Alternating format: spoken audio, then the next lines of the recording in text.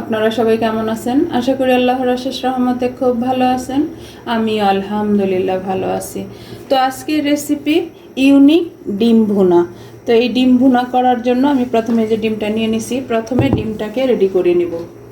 চুলার উপরে আমি একটা চিতই পিঠার খোলা বসাই দিছি এবং চুলাটাও জ্বালাই দিছি। খোলাটা আমার গরম হয়ে গেছে। এখন আমি একটু একটু করে তেল দিয়ে দিব, একটু একটু করে লবণ দিয়ে দিব আমি।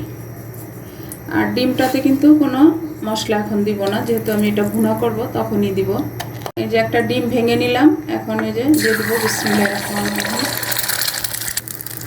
এইভাবে আমি সবগুলি ডিম দিয়ে ভেজে নিই। আমার অলমোস্ট ডিমগুলো ভাজা হয়ে গেল। এখন আমি ডিমগুলো নামাই নিব। আর যদি আজকের এই ইউনিক ডিম ভুনাটা আপনাদের কাছে একটু ভালো লাগে তাহলে আমার চ্যানেলটাকে সাবস্ক্রাইব করবেন, লাইক করবেন, শেয়ার করবেন এবং কমেন্টস করবেন প্লিজ আমার ভাই বোনেরা। এখন এইভাবে আমি সবগুলি ডিম প্রথমে নামাই নিব, তারপর আমি রান্নাটা শুরু করব। ডিমটা ভুনা করার জন্য এখন আমি একটা ফ্রাই প্যান বসাই দিছি আর 2 চামচ তেল দিয়ে দিব, দিয়ে রান্নাটা শুরু করব। এখন দিয়ে দিব বড় সাইজের একটা পেঁয়াজ, দিয়ে দিব 3টা কাঁচামরিচ চেরা আর একটা তেজপাতা দিয়ে পেঁয়াজটাকে একটু লাল করে ভেজে নিব। একেবারে সহজ এই রেসিপিটা, যখন কিছু খাইতে মন না চাইবে তখন এই রান্নাটা করে দেখতে পারেন। আর বাচ্চারা তো একটু নতুনত্ব দেখলে খাবারটা খেয়ে নেয়, তাই না? তো ডিম তো আমরা অনেক রকমই খাই, যদি এইভাবে একটু করে খাওয়া যায় তাহলে মন্দ কি। এখন এই পর্যায়ে দিয়ে দিব আমি স্বাদ মতো লবণ। লবণটা দিলে পেঁয়াজটা কিন্তু নরম হয়ে আসবে। দিব মিডিয়াম সাইজের একটা টমেটো কুচি। আর সবচেয়ে বড় কথা হলো কি, বাসায় যদি কখনো বাজার কম থাকে তখন কিন্তু এইটুকু দিয়েই আপনি রান্নাটা করে দুপুরের খাবারটা রেডি করে নিতে পারেন। যে পেঁয়াজ আর টমেটোটা ভাজা হয়ে গেল, এই পর্যায়ে দিয়ে দিব 1/2 চামচ আদা রসুন পেস্ট। এখন এতে মশলাগুলি দিয়ে দিব। 1/2 চামচ দিব হলুদ গুঁড়া, 1/2 চামচ দিব মরিচ গুঁড়া। ঝাল তো যে যতটুকু খান অতটুকু দিয়ে নেবেন। এখন ভালোভাবে আবার একটু মিশিয়ে দিব। এই পর্যায়ে দিয়ে দিব সামান্য একটু পানি, মশলাটা যাতে না পুড়ে যায়। মাশাআল্লাহ এত সুন্দর একটা ফ্লেভার চলে আসছে।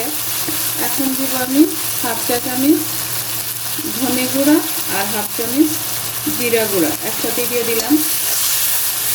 দিয়ে ভালোভাবে এখন মশলাটাকে কষাই নেব। মশলাটা ভালোভাবে কষানো হয়ে গেল। এখন এই পর্যায়ে একটু ফ্রেশ কেটে দিব ধনে পাতা 1 চামচের মতো দিয়ে দিলাম। দিয়ে আবার মশলার সাথে মিশিয়ে নেব। এখন এই পর্যায়ে আমি 1/2 কাপ পানি দিয়ে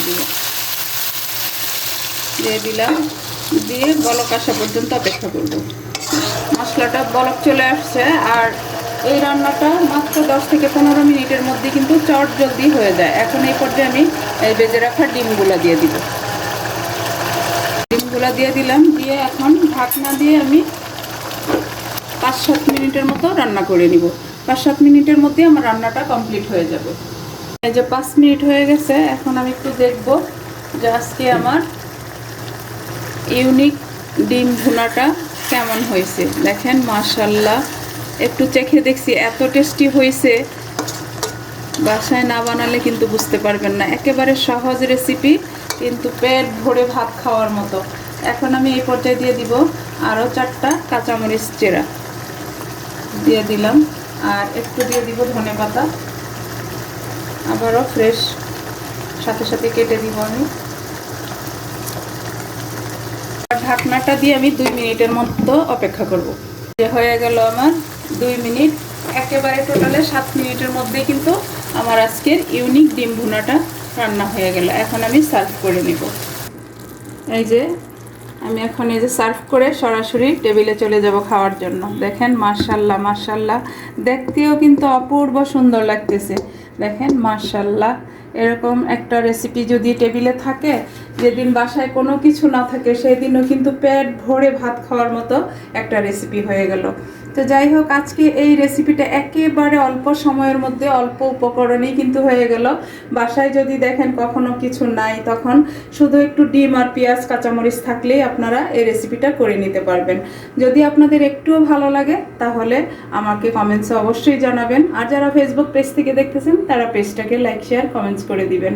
তো আজকে আমার এই ছোট্ট একটা রেসিপি আপনাদের সাথে শেয়ার করলাম। তো আমি এখন আপনাদের কাছ থেকে বিদায় নিব, আবার নতুন কোনো রেসিপি নিয়ে আসবো। আল্লাহ হাফেজ।